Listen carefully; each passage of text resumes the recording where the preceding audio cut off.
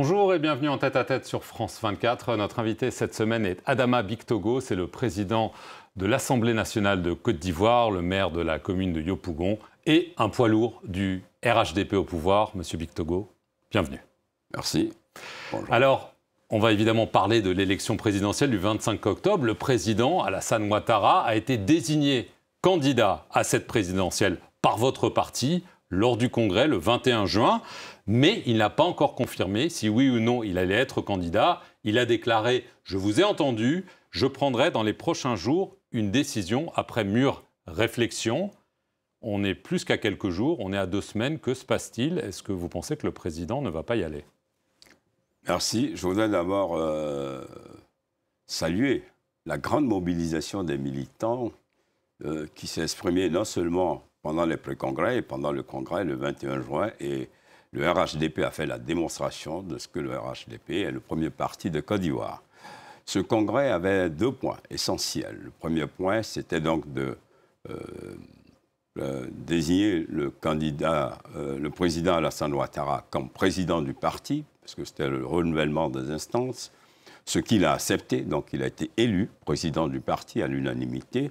Le deuxième point, c'était donc de présenter le candidat président du RHDP comme candidat aux élections présidentielles d'octobre 2025.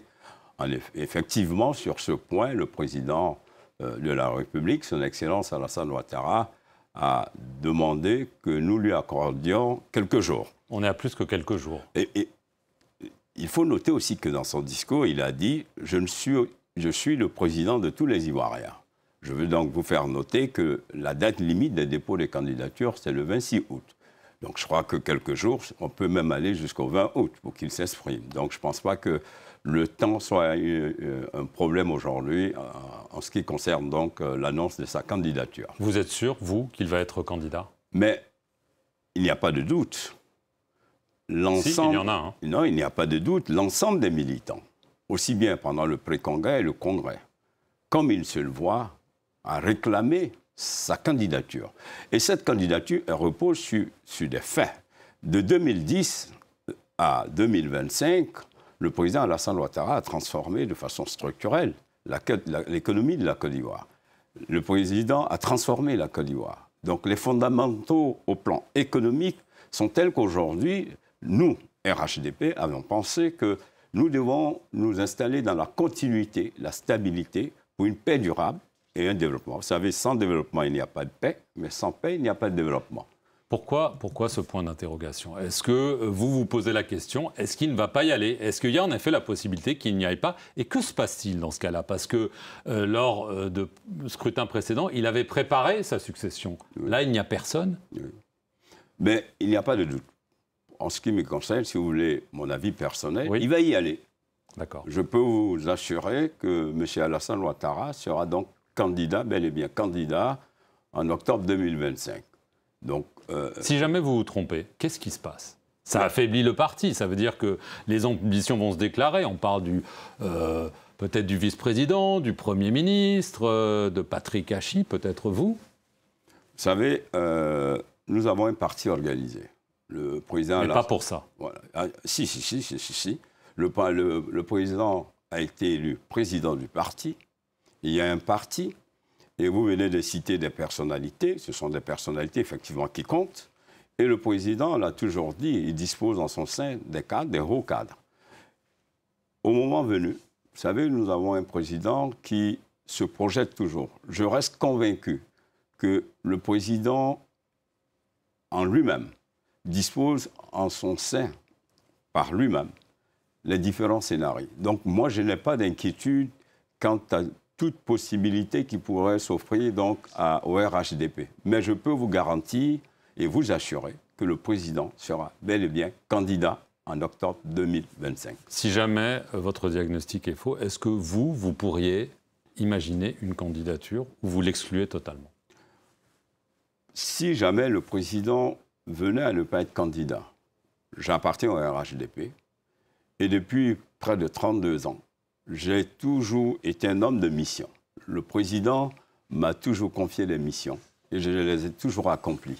L'une de ces missions, c'est bien la mairie de Yopougon, quartier que je n'ai jamais habité, et qui répondait plus de l'opposition. Fief de Laurent Gbagbo. Fief de Laurent Gbagbo.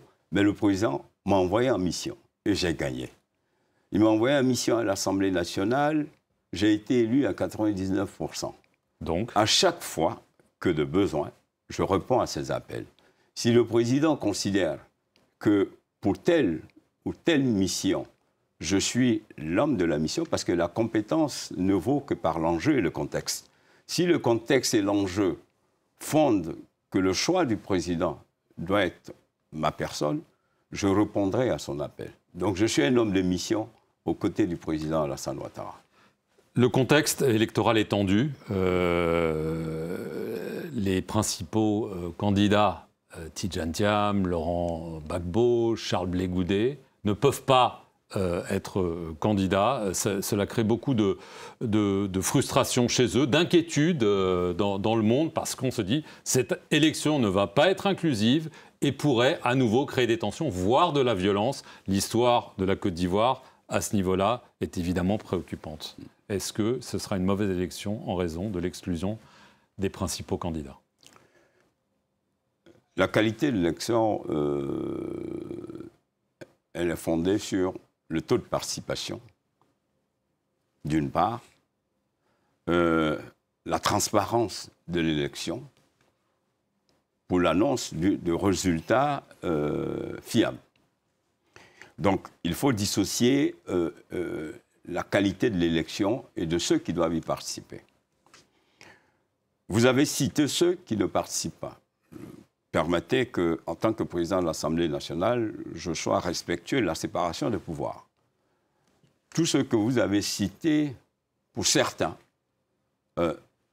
sont frappés d'interdiction de faire valoir leurs droits civiques. Et pour Tidjane Thiam, parce que pour les autres, Soro, Blé Goudet et le président Gbagbo, c'est ce que je viens de dire. En ce qui concerne Tidjane Thiam, c'est la loi de 1961. Donc, ce n'est pas une loi dédiée, c'est une loi qui existait. Qui n'a jamais utilisée. Qui n'a jamais été utilisée. Sauf pour lui.